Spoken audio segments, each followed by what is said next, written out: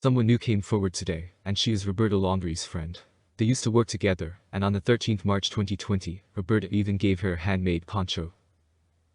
Well, this friend, named Brittany, came forward to sing Roberta's and Brian's praises. She said that she knows Brian, and he is really nice. She also says that his mother, Roberta, is an absolute gem. Here is what she said about Gabby. She believes that Gabby has a laundry list of mental health issues, financial irresponsibilities, and other issues. Brian and his family have been so supportive through the years.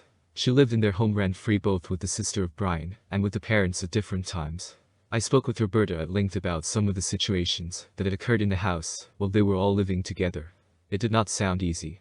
The fact that people are saying Brian stole her van and used her card when I know he poured in so much of his savings for her to live her dream and to try and make her happy is heartbreaking. He's being treated like the scum of the earth, and how his parents are being treated like the parents of the scum of the earth because they're trying to do the right thing and protect him, and anyone who thinks they wouldn't do whatever they could for their child doesn't deserve children.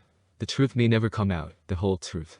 And even if Gabby was murdered by someone else, if it turns out it was an accident or self-inflicted, Brian and his family will forever be hated, and even if he's completely proven without a doubt not to be the one responsible for her death. This is an interesting statement. There are also claims that Roberta hated Gabby and wanted Brian to marry Brittany. What do you guys think?